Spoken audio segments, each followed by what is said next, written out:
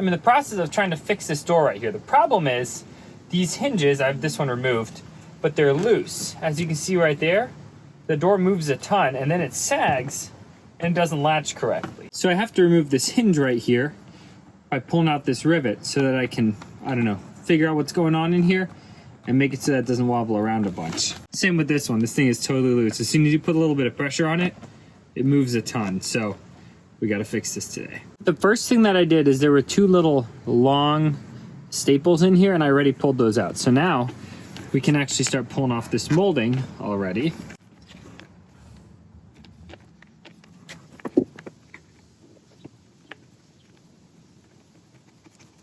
Now we just have to drill out these rivets to get the hinges out, and it's going to take a little bit of effort.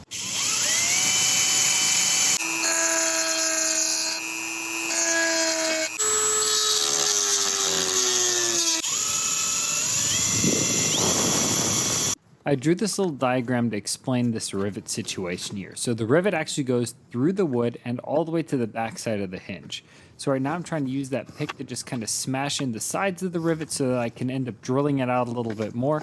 So I can hopefully drill out all of the rivet until I get to the hinge, and then I can hopefully just wiggle the entire thing out from the door. I'm getting close. I just have to drill it out a little bit more. It's hard to see, but I just gotta go a little bit more. I nicked it a tiny amount there, but that'll be okay. I'll just paint over it. Unfortunately, I'm just, trying to fix the hinge. Something's gonna happen in the process. It's now drilled out pretty much right to the bottom. It's hard to see, but as you can see, it's moving in there now. Now we just pull out the hinge. We got to get rid of this molding at the same time.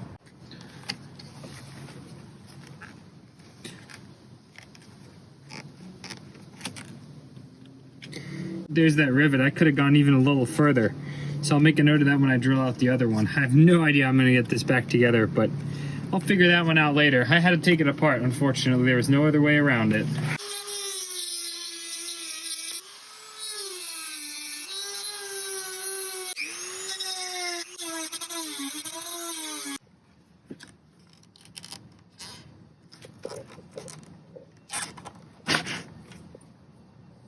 There we are. Now that I had some experience on the other side and know what to expect, this side's going a little bit more easily. So I'm drilling out the rivet multiple times, kind of picking down the sides. I wanted to use a drill bit that was just a little bit smaller than the wooden hole. I didn't really want to extend the wooden hole anymore. Picked out the rivet, drilled it one more time with the drill bit, and there we go, the hinge slides right out. After doing quite a bit of thinking, I went to the store and I bought this M4 by 0.7 machine screw. I'm just going to tap this and screw it in there, and that's just going to replace that rivet. Here I'm going nice and slow. I want to make sure that this is really nice and straight so that machine screw goes into the rivet perfectly perpendicularly and holds everything nice and tight when I'm putting everything back together again. Make sure to take your time. Now that the first threads are cut, we're just chasing the rest of this tap through here to make sure that we cut the rest of the threads really nicely and clean them out. And there we go. Our hole is now cut. Let's test the final product. Oh yeah, that's perfect. That's gonna work so well. Now it's time for the challenging part. I get to stretch this molding back, shove this in, fill everything full of glue. I've got my eyedropper, and I'm just gonna be using wood glue for this. Well, I'm making a mess already. That's always a good start.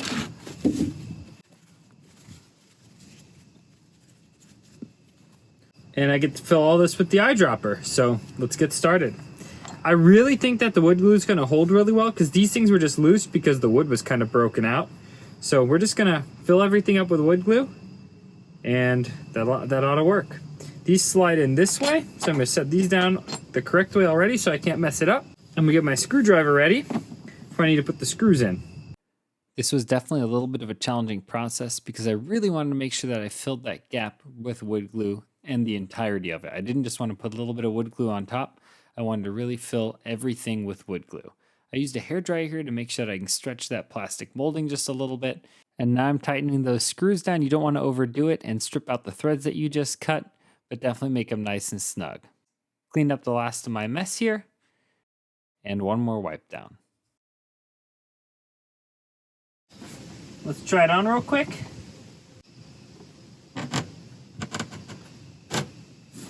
Perfect. Here is the finished product.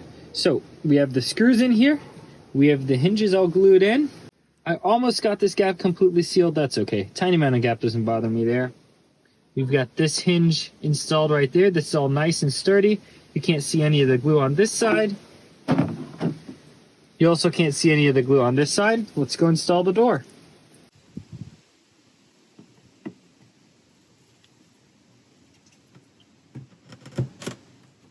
Alrighty, here we go. It's nice and centered. That works well. It's rubbing just a tiny amount down here, but I'll fix that trim later. All right, perfect. It actually works.